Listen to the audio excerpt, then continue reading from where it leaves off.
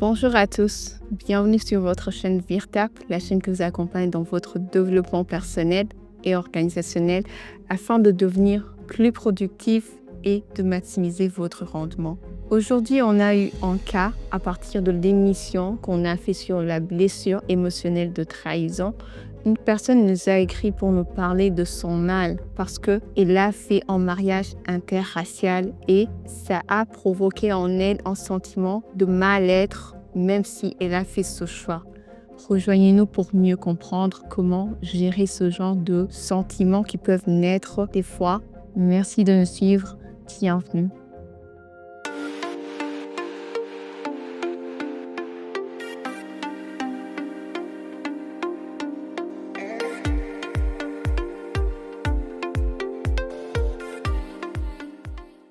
Bonjour, Monsieur Jean Bosco. Bonjour.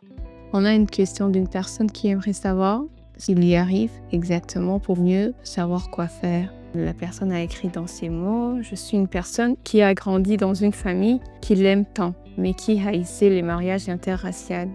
Pourtant, je me suis mariée avec un homme d'une race différente par amour.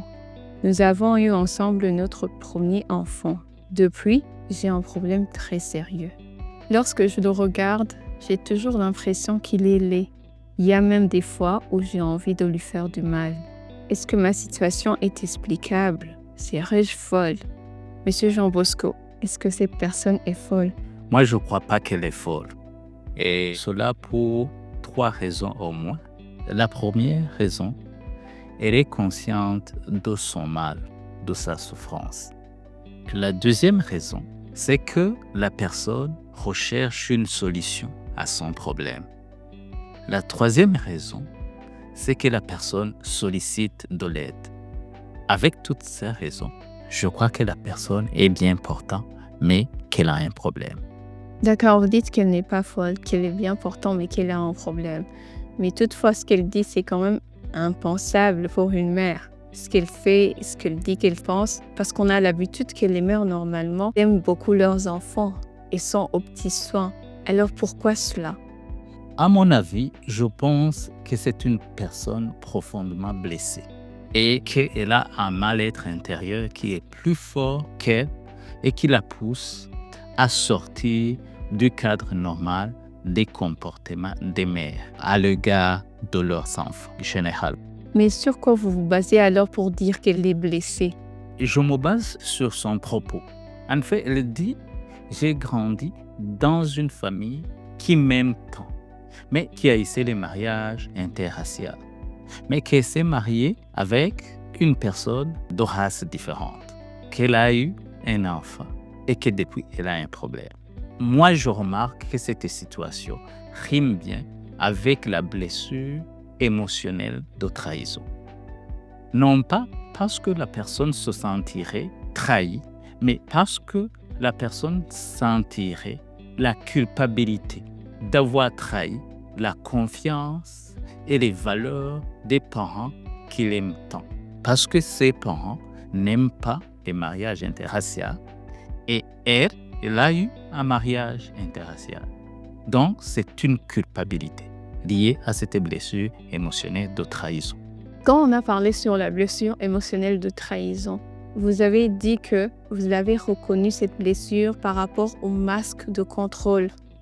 Mais y a-t-il lieu dans cette situation de retrouver ce contrôle-là?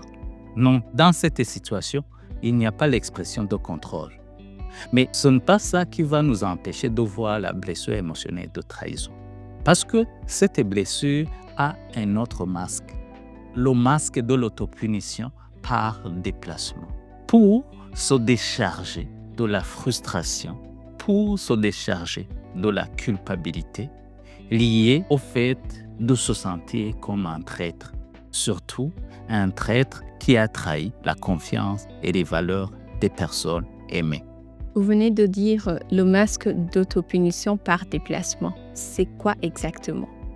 Il s'agit d'un mécanisme psychique mis en place automatiquement par le psychisme pour se protéger contre la douleur causée par la blessure émotionnelle de trahison, en se déchargeant de la culpabilité qui cimente son existence Il s'agit au fait de se punir à travers l'autre pour essayer de se décharger de cette sensation d'avoir trahi la confiance et les valeurs des personnes aimées. Mais alors, comment se manifeste ce masque d'autopunition par déplacement? Il faut d'abord savoir qu'une personne qui souffre de la blessure émotionnelle de trahison, qui se manifeste dans le sens de l'autopunition par déplacement, ce n'est pas une personne fière d'elle-même. C'est une personne qui a une frustration diffuse à l'intérieur d'elle-même. Donc, c'est une personne frustrée. Et elle essaie de se décharger, de déverser cette frustration, cette culpabilité en insultant, en punissant, en maltraitant les personnes chères. Et autre chose, c'est une personne qui peut manifester des colères explosives face à toute contrariété. C'est une personne qui ne parle pas aux gens. Elle écrit sur les gens.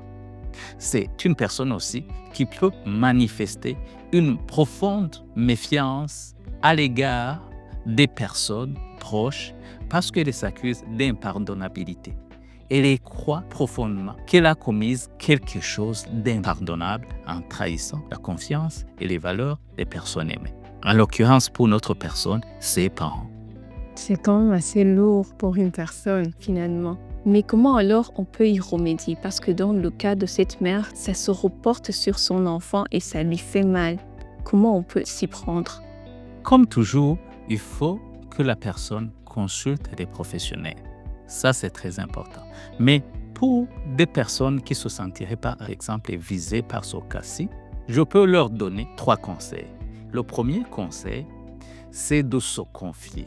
De se confier à des personnes proches ou à un professionnel pour se décharger de la culpabilité, pour se décharger de la douleur liée à la méfiance permanente.